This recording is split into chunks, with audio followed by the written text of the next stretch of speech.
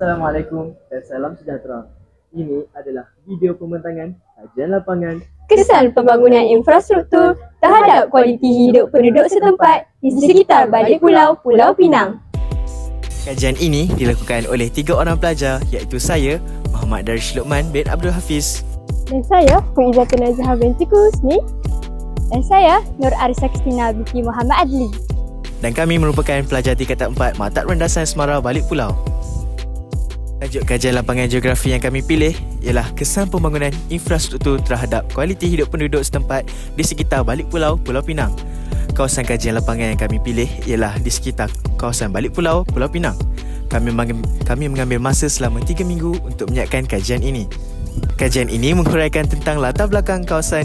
Kajian mempersembahkan bahan grafik yang bersesuaian dengan kajian, mengenal pasti faktor-faktor yang mempengaruhi pembangunan infrastruktur terhadap kualiti hidup penduduk setempat di kawasan kajian, dan yang terakhir menghuraikan kesan pembangunan infrastruktur terhadap kualiti hidup penduduk di setempat di kawasan kajian. Antara objektif kajian tentang kesan pembangunan infrastruktur terhadap kualiti hidup penduduk sekitar Balik Pulau, Pulau Pinang ialah dapat menghuraikan latar belakang kawasan kajian, mempersembahkan bahan grafik yang bersesuaian tentang kajian, mengenal pasti faktor-faktor yang mempengaruhi pembangunan infrastruktur terhadap kualiti hidup penduduk setempat di kawasan kajian, dan akhir sekali menghuraikan kesan pembangunan infrastruktur terhadap kualiti hidup penduduk setempat di kawasan kajian.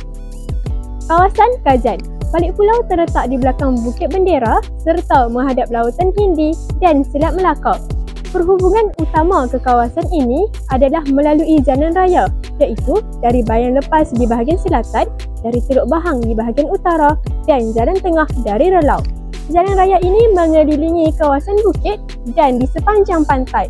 Dari segi kegiatan ekonomi penduduk setempat pula, terdapat beberapa jenis kegiatan seperti pertanian dan perikanan.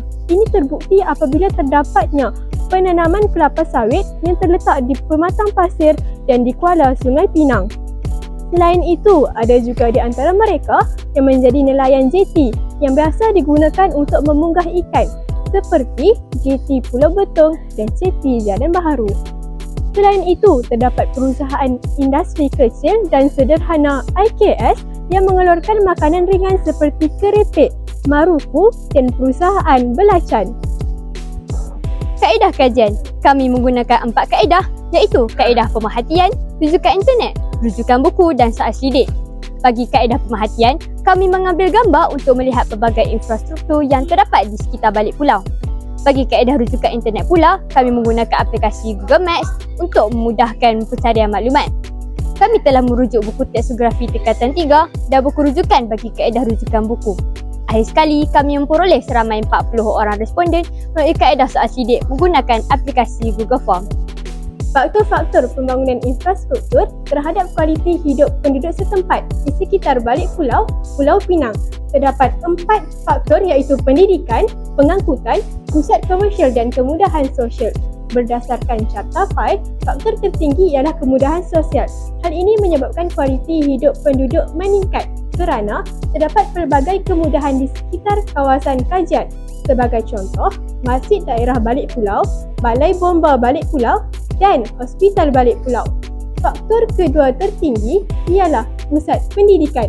Pusat pendidikan menyediakan pendidikan kepada penduduk sekitar. Sebagai contoh, Maktab Rendasan Semara Balik Pulau dan Kolej Vokasional Balik Pulau. Seterusnya, faktor bangunan komersial.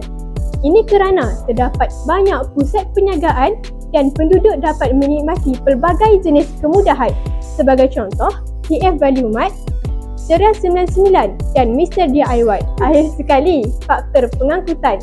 Terdapat stesen bas rapid yang menyediakan kemudahan pengangkutan.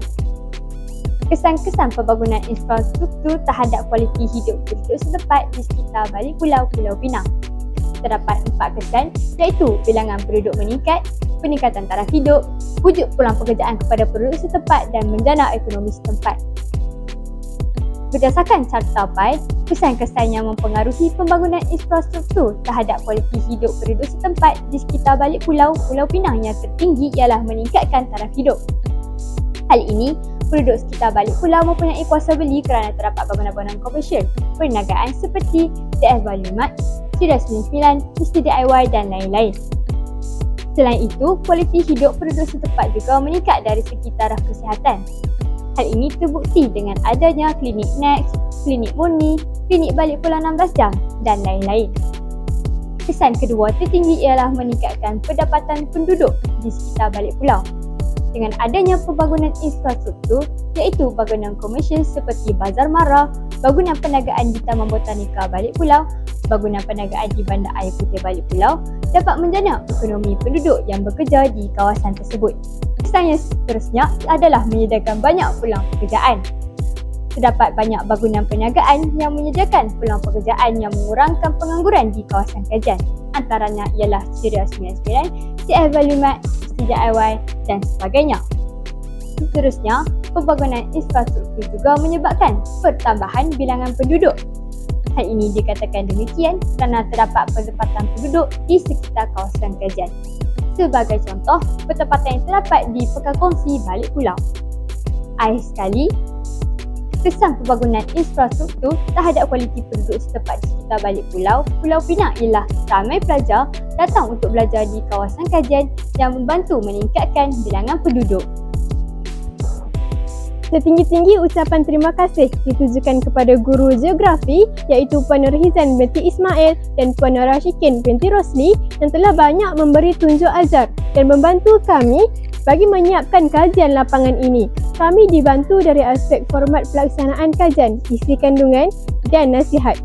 Tidak lupa juga kami rakamkan ucapan terima kasih kepada seluruh warga dan pihak Maktab Rendasan Semara Balik Pulau kerana membenarkan kami menggunakan kemudahan-kemudahan yang ada di sekitar maktab.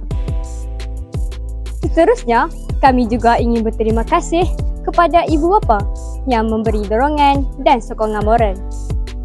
Mereka juga memberi bantuan yang secukupnya. Tambahan pula, kami mengucapkan terima kasih kepada penduduk sekitar yang membantu berkongsi maklumat dengan kami. Akhir sekali, kami amat berterima kasih kepada semua pihak yang terlibat secara langsung atau tidak langsung dalam membantu menyiapkan kajian